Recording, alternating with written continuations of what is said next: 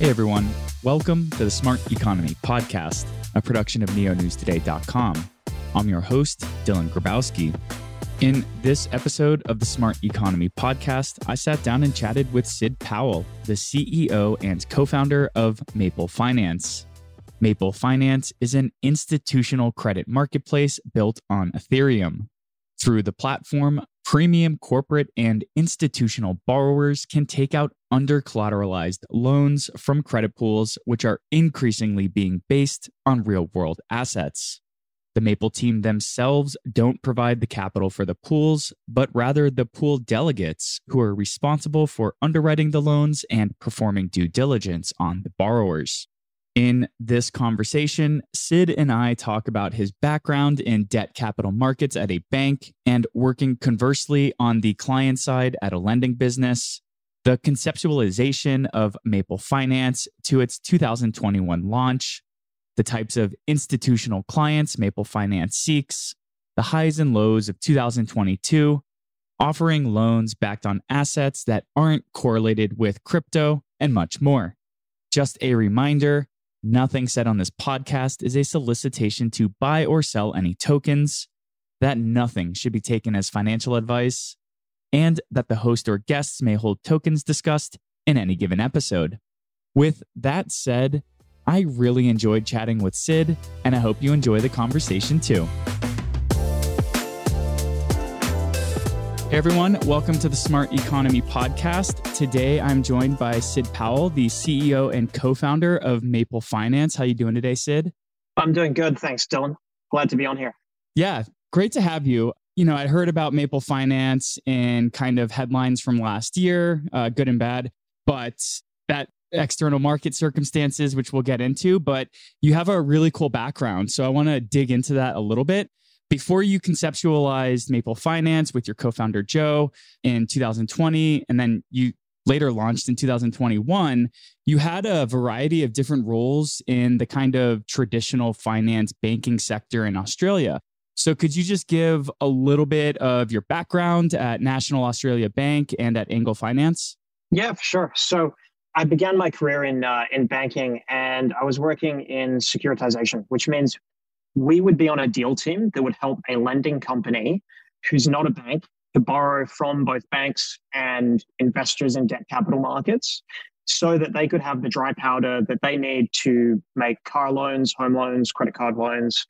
And so it was a fairly mixed set of lending businesses we were working with. But the important thing was that being on the deal side of that business, we got to see how debt capital markets worked. You know, the project that is helping a company to borrow hundreds of millions of dollars. And then from there, you know, it was a very steep learning curve being in there initially, but then you start to get the hang of it. And then I was very interested to see how it works from the client side. So I transitioned over to working at a lending business and was running the treasury. And that meant seeing how their technology stack works, how they produce reports. When I was a banker, I would just receive an Excel spreadsheet once a month or a PDF that said how all of the loans that company had written were doing. And then I got to transition across and see how they actually produce those reports. The difficulty that can go into it, the amount of time that's spent in Excel, and then the challenges of working with a lot of people might not know this, but when you do a secured or a securitized bond issuance, you know, there's like 6 different parties you work with. Lawyers, custodians, trustees, security trustees, and they all take a piece of fees.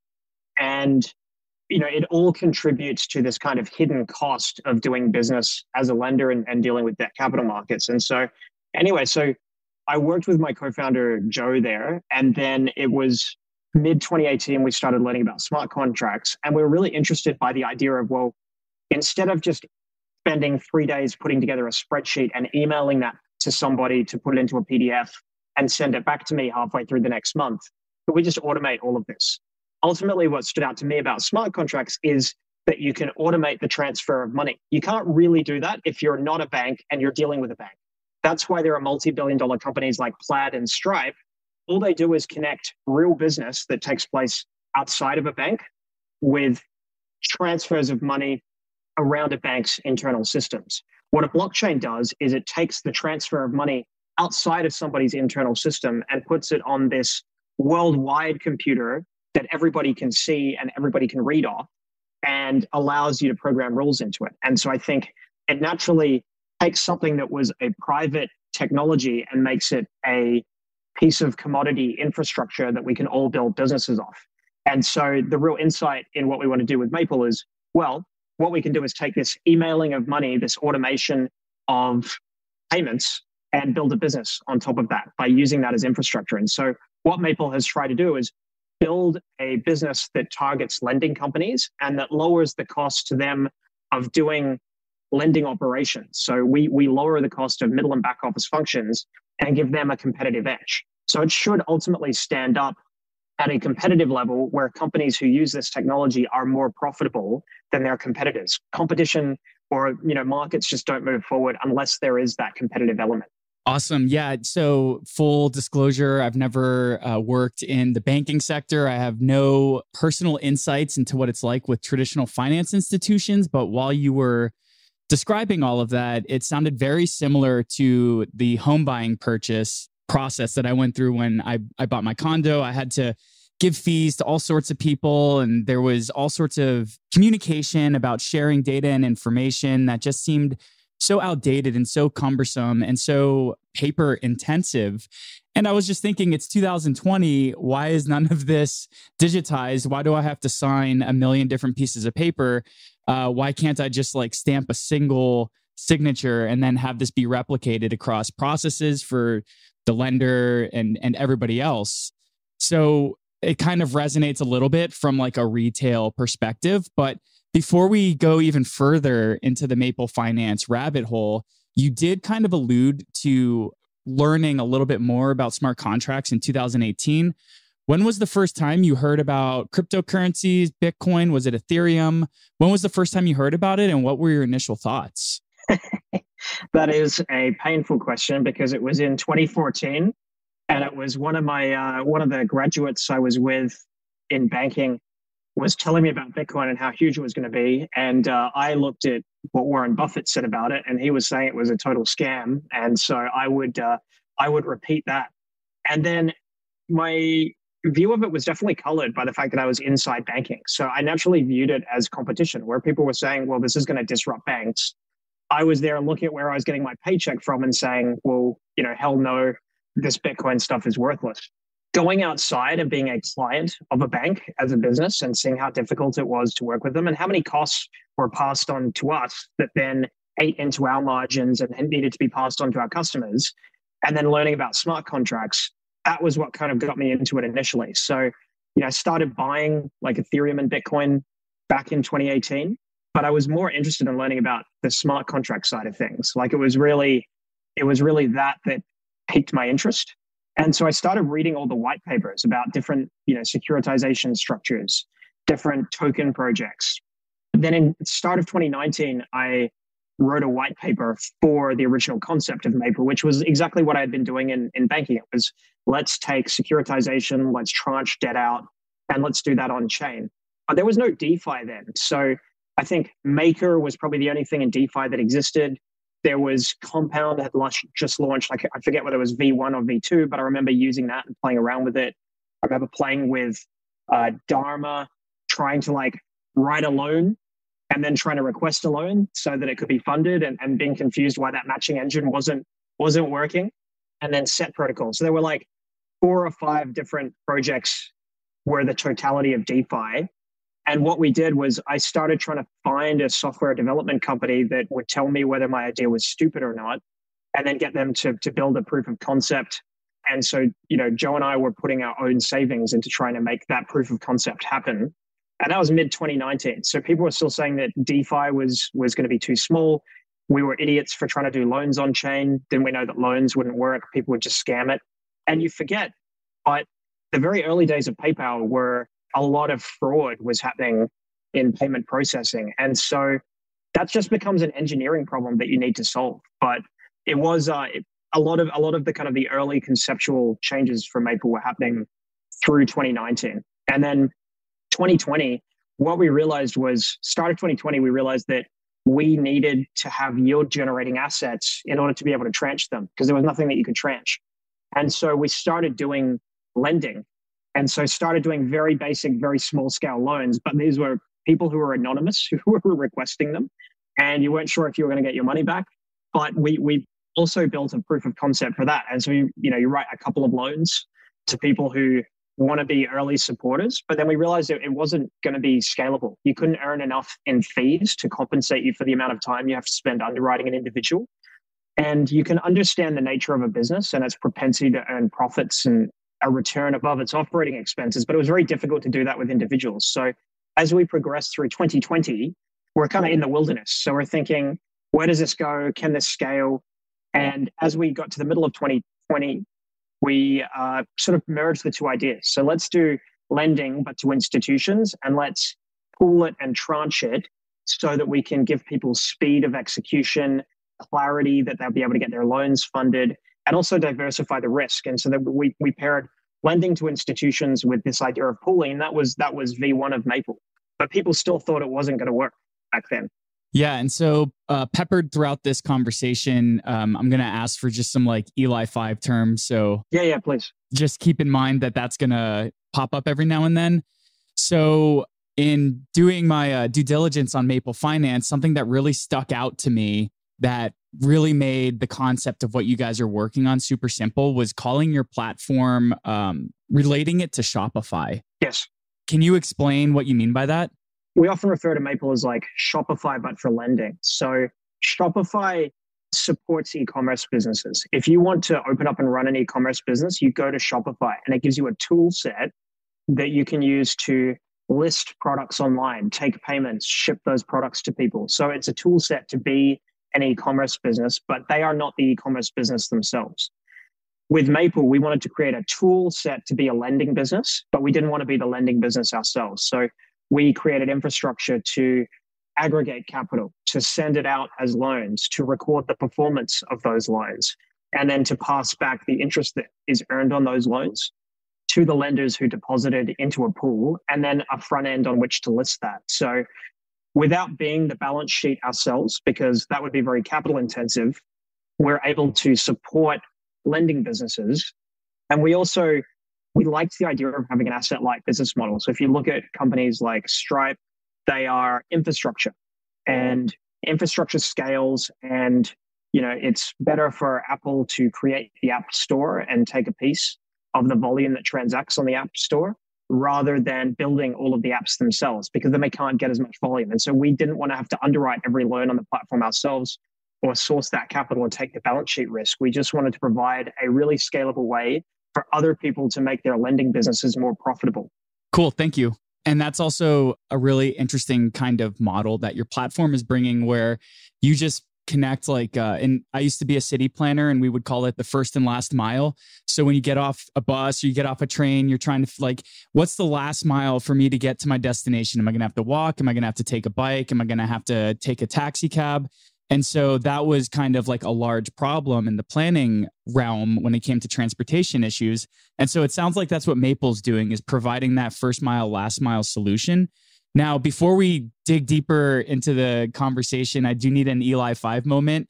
Could you just share with me and with our listeners, in simple terms, what a debt capital market is? Yeah. So if you, Dylan, are running a business, let's say you really want to expand this podcast, and so you need to buy a bunch of new equipment. You need finance for it. So you either have your own savings, but let's leave them aside. And let's say the two ways you can do it are you can find somebody who wants to share in the risk and they put in equity. The other way you could do it is you could borrow money from a bank, from a lending company, from another investor or lender. And so those together, equity and debt are capital markets as a whole. And when we're talking about debt capital markets, we're talking about sourcing the debt part of that equation. The debt capital markets is therefore connecting lenders and investors with borrowers.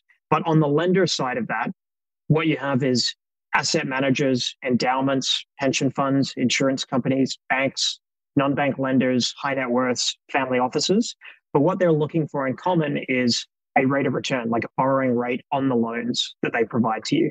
And then they might work with structurers to manage the risk, who intermediate it. And so the space that we're tackling is debt capital markets. We want to make it easier for innovative companies to borrow. And currently, a lot of that market actually kind of happens almost OTC or over the counter. Like if you want to borrow, you have to find an investment bank to broker it. There's no listing of the people who could lend to you. Similarly, if you wanted to lend, there's no listing of the type of companies that you can lend to. And so a big part of the technology lift here is making this stuff more legible by having a kind of venue where you can read about it. You can see what loans are outstanding. Perfect. Thank you. So when there's a pool of liquidity or a pool of capital that becomes available, it's Maple Finance calls it a credit pool. And there are financial firms that either act as the credit pool manager or they delegate responsibility to that. So could you share a little bit of information about who these credit pool managers are and what their role is in Maple Finance? I can. So they're called a delegate. So that is going to be a credit underwriting team. And so they perform the role. They don't custody funds. So those are always held in a smart contract. And that's one of the advantages of doing it this way. But what they do is they will speak with borrowers, review the borrower's financials, and negotiate commercial terms with the borrowers. So the right amount of interest, the right tenor, the size of the loan, so that they can maximize the chance of that borrower repaying the loan and earn a good interest rate on those loans. So their typical background will be financial services. So they might have worked in banking. They might have worked at a fixed income asset manager. They might have worked in private equity or private credit themselves. But what the core thing is, they understand financial statements. They understand loan structuring, so different terms, because when you're kind of new to lending or banking, what you can assume is that it's kind of a binary yes or no, like, do I want to lend to this person or not? But that's really only the start of it. There's ways that you can structure a loan so that even if somebody seems a little bit more borderline, you can just shorten the amount of time that you lend to them for, or you can increase the rate that you lend to them at, or you can require things like collateralization or different structuring of a loan so that you maximize your chance of getting that money back. But that's what the delegate does. Cool. And who are the customers? Who are the people that are borrowing through Maple Finance? Is it me, a retail investor? Is it an accredited investor? Is it an institution? Who are your typical clients? It's institutions. So the scale, like the small, if you're lending to retail, it's typically smaller in size. It's also a more regulated sector. Whereas when you start to go up in size, you're lending to institutions, they're more sophisticated. And so there's less regulation around it. So it's a little bit more flexible commercially.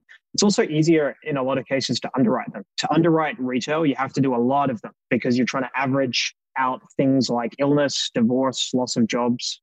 And that's a fairly well catered to market. Whereas institutions is actually a shrinking market. Banks are pulling out of lending to institutions unless they're rated. And a lot of that market is now going to credit funds. So it goes to Ares, goes to Apollo, goes to Fortress Group. And so the rate of return on those loans is pretty good.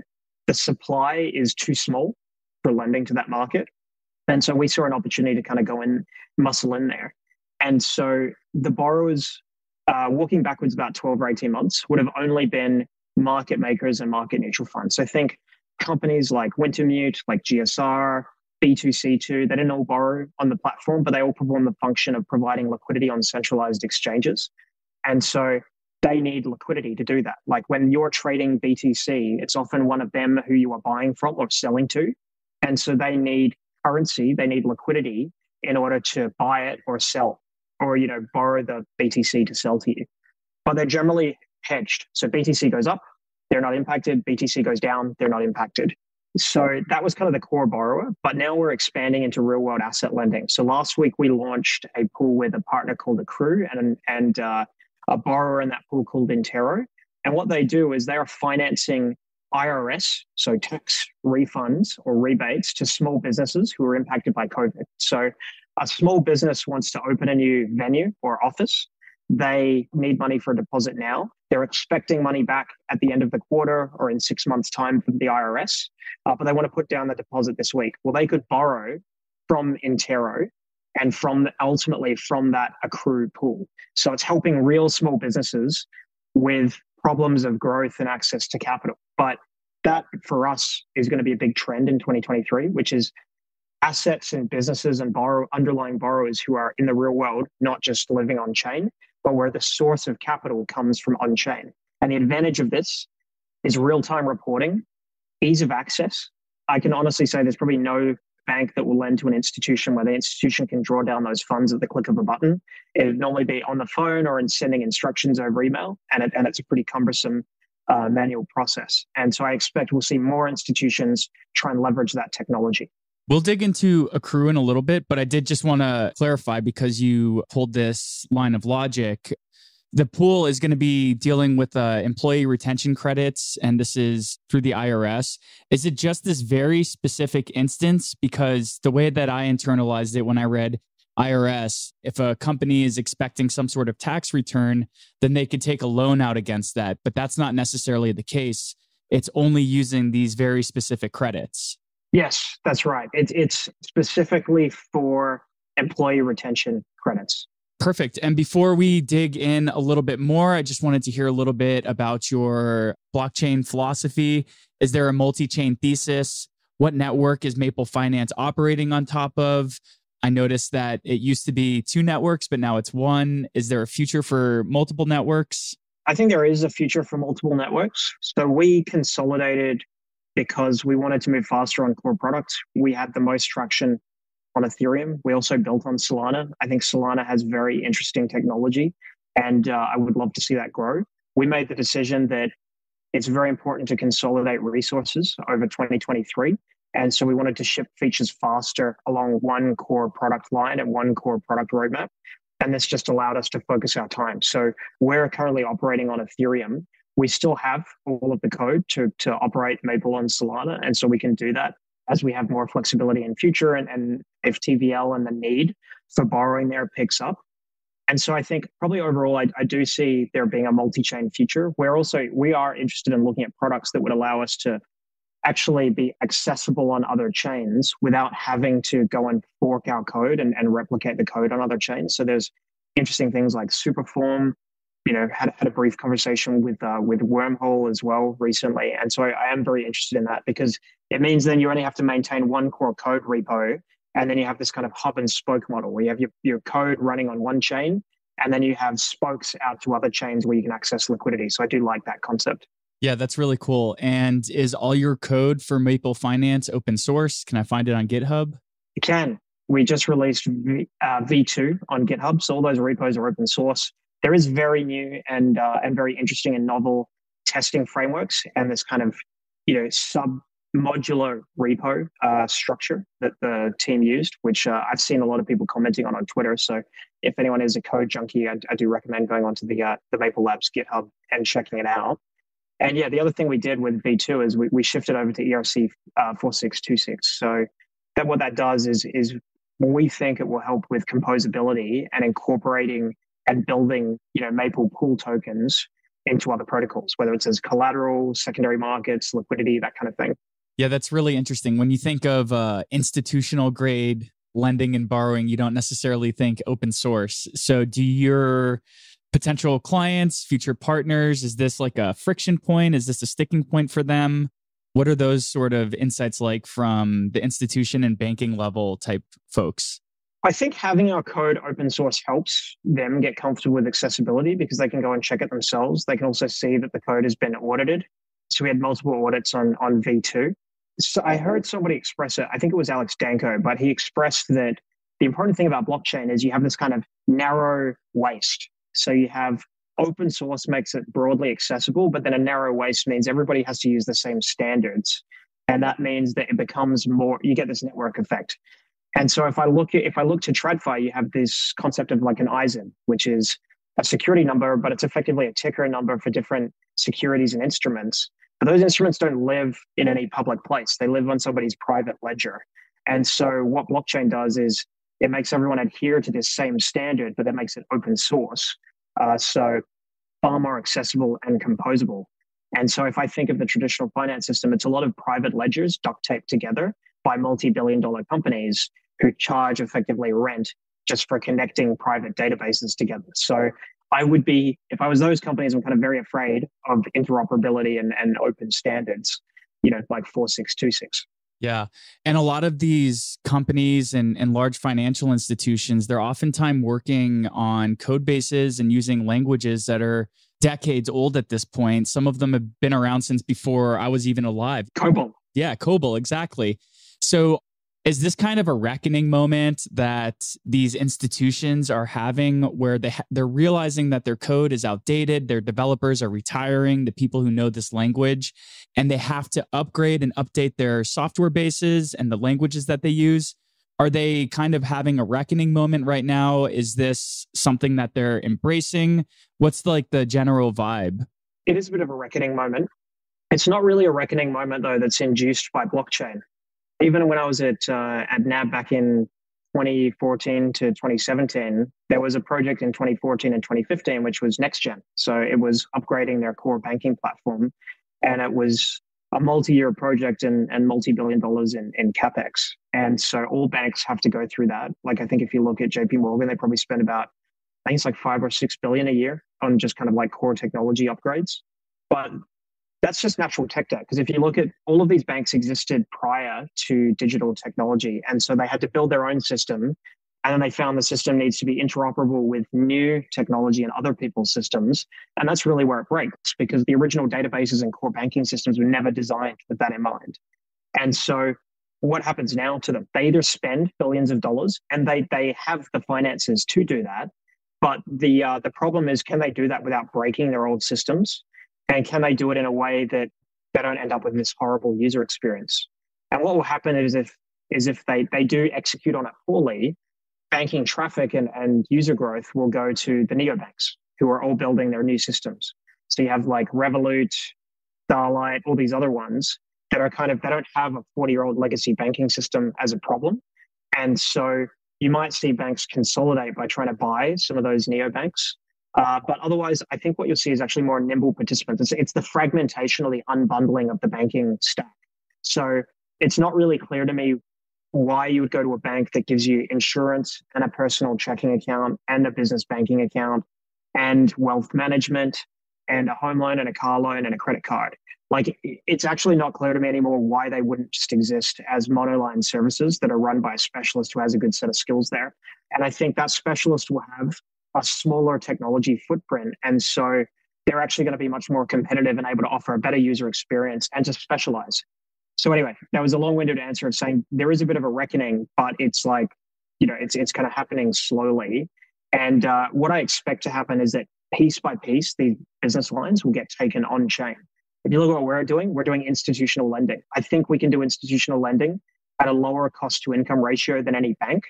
And therefore, I think anyone who uses our infrastructure is going to be more profitable at the same interest rate than a bank. And so ultimately, that will just drive traffic our way. Yeah. And your thesis proved correct for most of 2022. I do want to caveat that Maple Finance is the Shopify of this institutional lending. So you are at the whims of kind of broader external macro market forces. So in 2022, earlier in the year, you guys experienced record levels of lending. Prior to the new receivables pool that we'll talk about in a bit, Maple didn't require any collateral to take out loans, but focused on the borrower's ability to pay back its loans based on its creditworthiness.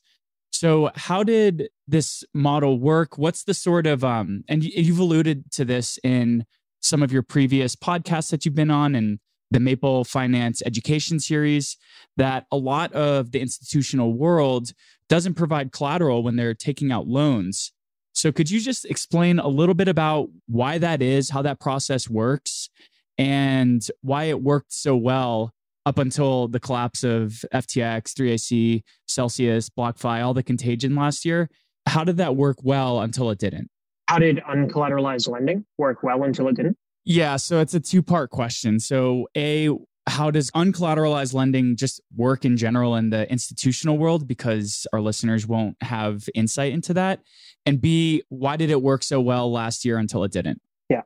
So how lending works to businesses in traditional finance is typically uncollateralized. So you've got broad classes of borrowing and lending. So you have loans that might be collateralized by real estate. That's the residential real estate market, also commercial real estate. But that might be you loan $1 billion to a company property developer who wants to build a skyscraper or buy a skyscraper. So it would be lending collateralized by real estate. But that real estate can't just be instantly sold the way Bitcoin can to back a loan. And so if you look at how Apple borrows, Apple will borrow uncollateralized. They might have some senior secured facilities, but typically most of their borrowings will be uncollateralized. And when I say uncollateralized, it means that if you're lending to them, you get the money back before they could pay a dividend. So you get the money back before equity. And if they default, equity needs to be fully wiped out before you start to lose money. But that's still an unsecured loan in that they haven't pledged any collateral to you.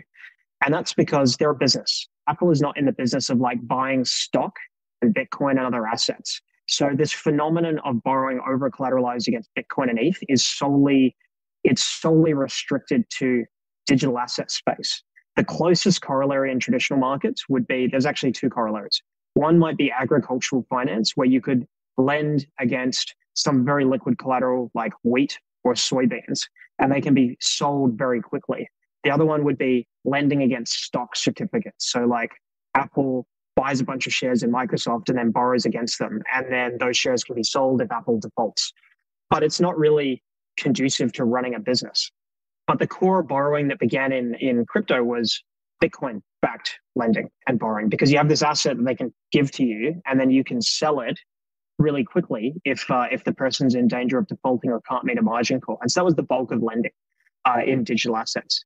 But then as the market expanded, you had people chasing volume, and you had more capital pumped into those companies like Genesis, like BlockFi, by VC and other depositors that was chasing a yield. And it was promised a very high yield. And so at the same time on the borrower side, you had borrowers who now developed a track record, and they were quite large. You know, you're looking at market makers who have hundreds of millions of equity on their balance sheet. And so people were getting comfortable lending large amounts to them uncollateralized because they were profitable, they had equity to back it. That trade went the wrong way for a number of those centralized finance providers when the borrowers started taking directional risk. FreeAC ultimately was taking directional risk, and as was Alameda. Alameda also had different issues in terms of fraud, FreeAC as well. But the core issue was that the funds were not being used in a market neutral kind of way. And so the real cause of the problem is ultimately market structure, and then poor risk underwriting practices by the lenders. The core, like most of the loans on Maple, and we are, of course, the platform, we don't actually make the underwriting decisions ourselves. That's the role of the delegate. Maple had originated about 1.9 billion in loans, and there were two defaulting borrowers, so Orthogonal and Babel. And in each case, it was due to issues on the trading side of the business, which caused them to default. And so that was about 45 million of cumulative defaults, so about a 2.3% default rate, which is actually not bad and compares very favorably with the CFI track record of underwriting over that period. But what has prompted us to look at doing now is diversifying the lending opportunities. So push more into real world assets, because ultimately, whilst those market makers, if done properly, should be market neutral and thus not correlated to crypto prices, their appetite to borrow is correlated to crypto prices. And you can see that there are operational risks, like whether they get hacked, or whether they have funds on a centralized exchange like FTX. You know, a lot of them trade on Binance. Binance does not have audited financials. Binance does not have a board of directors. Would I lend to Binance? Like, those are the questions you have to ask yourself. And ultimately, if you're lending to a market maker who trades 70% or 50% of their volume on Binance, are you comfortable with that ultimate counterparty risk? So anyway, so what we're seeing now is a push into non-correlated forms of lending. So tax credit receivables, reinsurance. We're also looking at doing a pool that would bring the Treasury cash management services on chain as well. So lending against T-bills. And then on the market making and lending to digital asset hedge fund side of things, we would look at bringing active collateral management into that equation. So we would still have our loans on chain. The pools are still holding funds non-custodially and bankruptcy remote. But now you can have a qualified custodian who takes layer one Bitcoin, doesn't rehypothecate it, and where that can speak with our smart contracts. So we're pretty excited about that. And that's already underway. So from kind of like a personal perspective, you kind of hit it out the park in the beginning of the year. And then you see like these supposedly big blue chip type names in the crypto space start to go under one by one.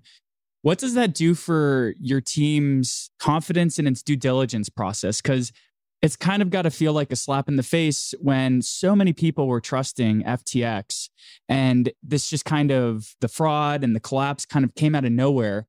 How does that change your new due diligence process? Because it's kind of got to be like a splash of cold water in the face. And coming back to the due diligence, so we don't do the due diligence on the borrowers because we don't decide that. But what we want to review is the pool delegates and how they're doing due diligence on borrowers. And so there is going to be a big emphasis where they're lending to digital asset firms on verifiability. So using things like Fedora to see what the asset balance on centralized exchanges are, and full verification, like proof of control of wallets, proof of the on-chain balances, and then tying that with what's happening off-chain. I mean, ultimately, the two core sources of those two defaults that had occurred on the platform, because remember that the delegates had actually had a lot of wins on the board. So overall, very low default rate. And also they managed to exit Alameda, months before they defaulted through sort of prudent underwriting of the balance sheet. But the ultimate risk came from op risk. So in Babel was the first borrower default. That was poor controls between the trading arm and the lending arm of the business. And ultimately the loan was to the lending arm. And then with orthogonal, again, sort of issues on the trading side of the business. And so what we do want to do is really bring up that standard of underwriting for the delegates. And so we've implemented internally, we have a commercial committee that meets once a month, proposes delegates, will have a framework and a due diligence memo on those delegates that will cover everything from how do they do underwriting? How do they manage operational risk? What's their background and history? That is something we're concentrating more on. And as well, you can have a healthier level of diversity of delegates across the platform as well. Probably last year, there was an over concentration among a smaller number of delegates, and that needs to be diversified so that we don't have, as a platform and a protocol, don't have systemic exposure to one. I hope this next question I'm going to ask makes sense. Does the diversification of the delegate pools, is that what was sort of an inspiration for Maple 2.0? Or is Maple 2.0 kind of created first and then that allows for this expanded pool of delegates? The two are actually independent. So we could, with Maple 2.0, we can have more delegates. We could have had more delegates under Maple 1.0. But remember that when we launched, that delegate business model was very new. So there weren't a lot of people who were taking us up on it. And so there was a smaller number of delegates. Now that we're more familiar, we've even seen other platforms kind of adopting this delegate model. So there are now more people willing to participate as a delegate. What Maple 2.0 has helped with is it's streamlined the withdrawals. So before you might have had an issue where if you're in the pool, Dylan, and I was in the pool, you could try and front run me if you thought a borrower was going to default to exit.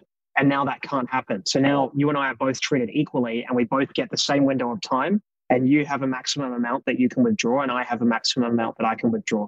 But the two, if I withdraw before you, you're still able to withdraw.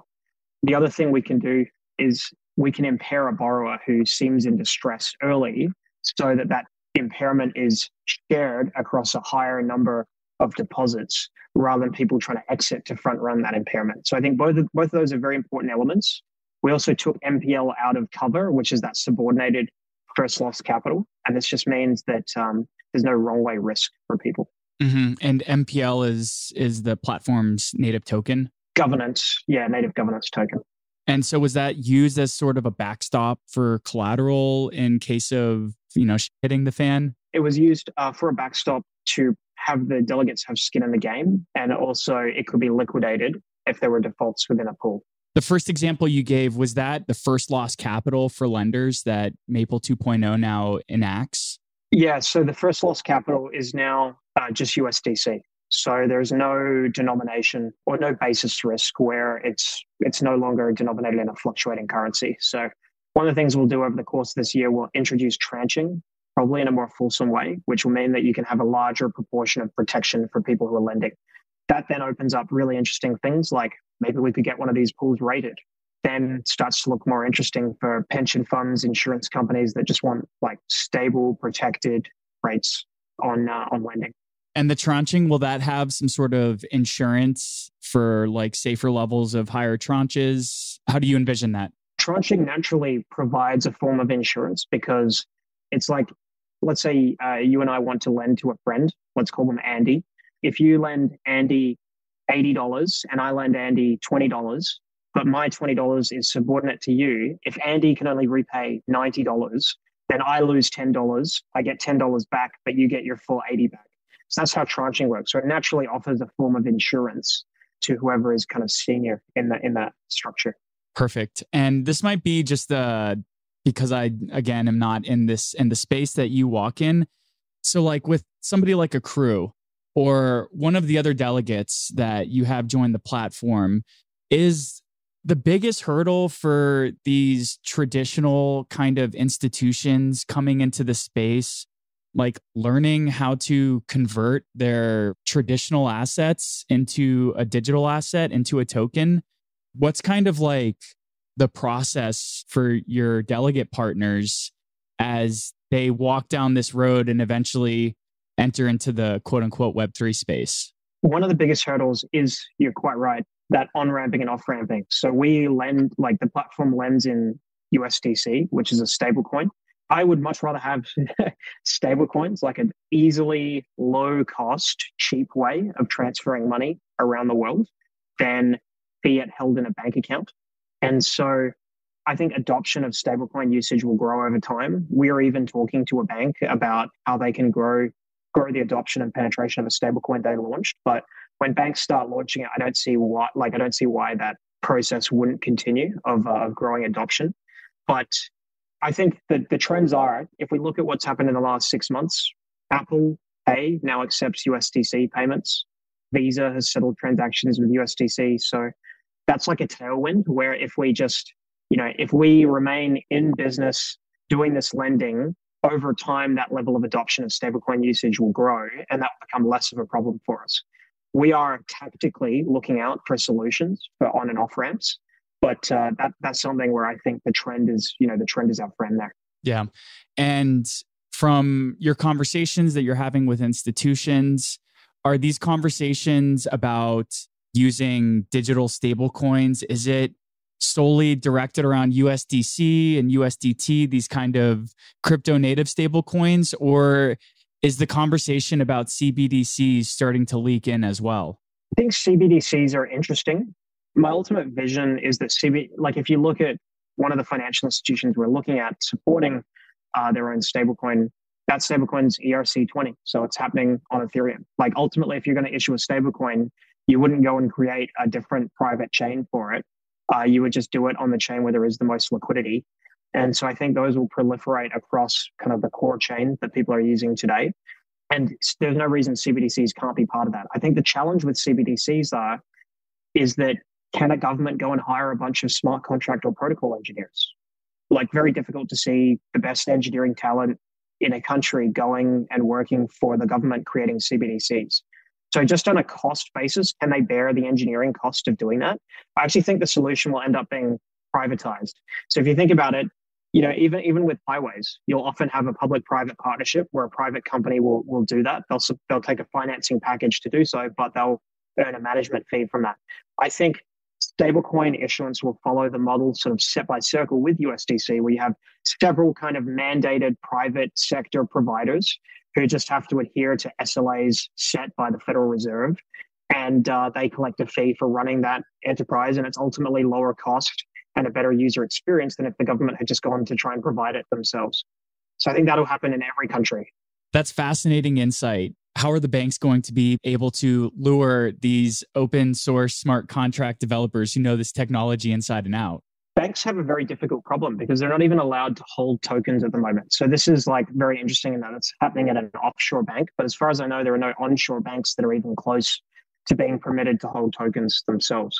And so as long as they keep saying they don't have the regulatory clarity that they would need to hold assets themselves, then what you're going to see is a competitor will come in who is not regulated the same way, it's kind of like classic competition, but I think you'll see a competitor come in like Circle, issue their own stablecoin, and then eventually back their way into a banking license or a banking charter.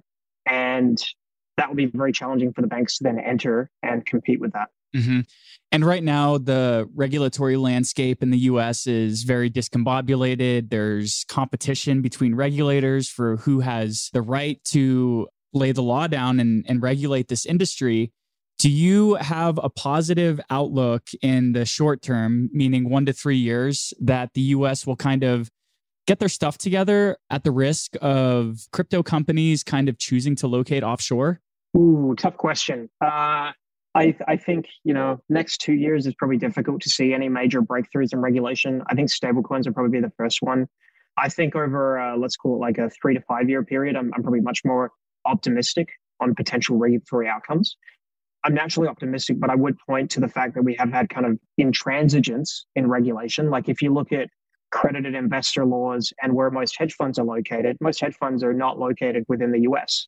And that's a legal issue that has persisted for about 30 years and costs the US GDP points. Like there's no other way to look at it, but there are GDP points that are flowing offshore because you can't easily set up hedge funds and things onshore. So if you have to set up crypto vehicles offshore, lawyers will offer that service and people will take them up on it, and it will just be an extra cost that is borne by the system.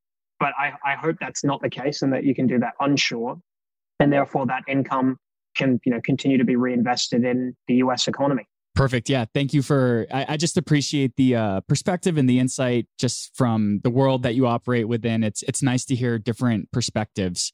So before the collapse of FTX and Celsius, 3AC, and all these entities, very crypto heavy entities, before you kind of saw the issues that you saw with these types of lenders, was Maple Finance already thinking about adding real world assets to the platform? Did the collapse of these crypto entities kind of expedite that process? What were you guys thinking?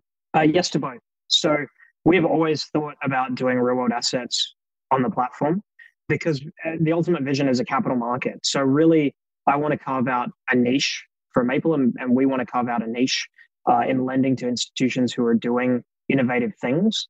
I look at growing industries, whether it's space and some of the companies that are doing things there that will require large amounts of debt financing to do those ambitious projects. Whether it's that, whether it's things like nuclear power, like I want us to be financing those cutting edge technologies and companies that are doing really good things there.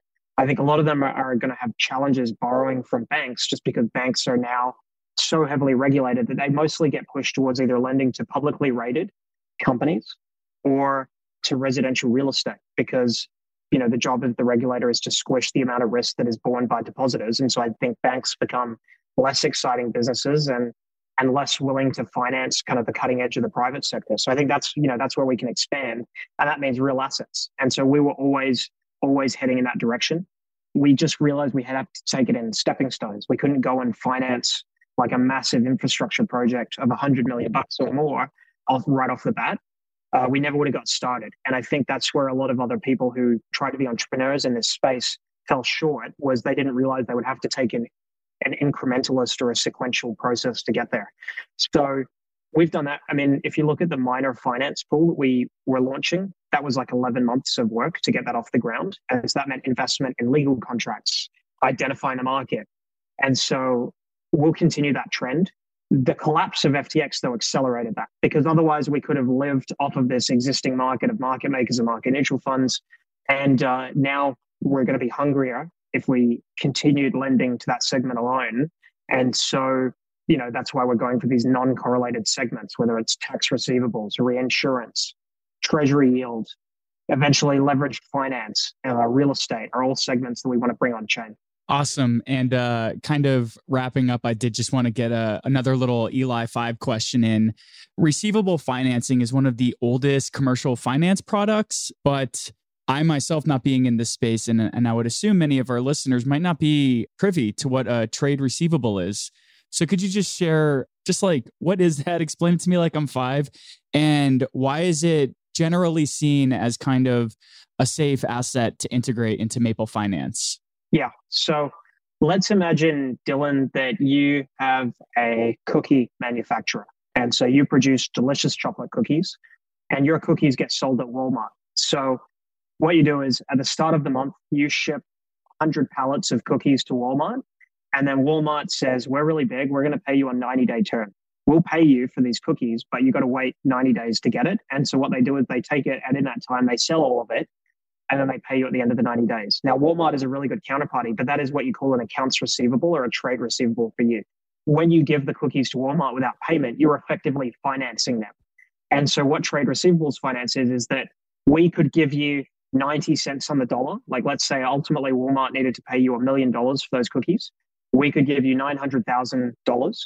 And then 90 days later, we collect from Walmart the $1 million.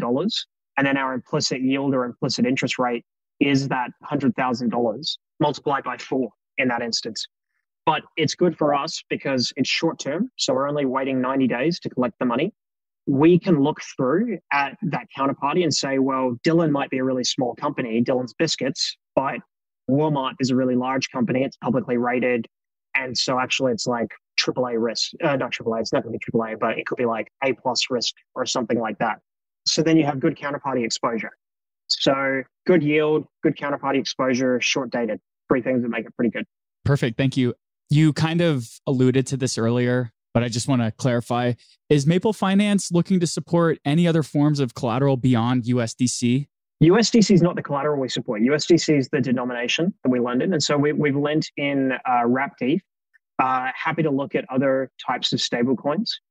We have been pitched on just about every stablecoin. But remember, we also have to source the inventory. So I remember people pitching us on USD back in the day. We declined to do that one, fortunately. Smart. We've also looked at Tether, but we need to source a large inventory of Tether in order to be able to lend it. And so it is like any business. We have inputs, and USDC is one of our inputs. And we're very happy working with Circle as a partner. We would like to support more denominations, and particularly as we expand and serve people in other countries, the idea of a Euro stablecoin, an AUD stablecoin, a Japanese yen stablecoin are all very interesting. Awesome. Just a couple more questions. I kind of want to end on a high level, kind of big picture conversation. What is your perspective on the future of real world tokenized assets on chain? Are we just heading towards a world where it's T-bills and the assets you've already discussed? Or is it also going to impact retail in a way where the deed to my car or the title to my house is also going to be on chain? What's just your take and your insight on that? I think naturally in the far off future, it will be the deed to your house will be on chain. The deed to your car will be on chain.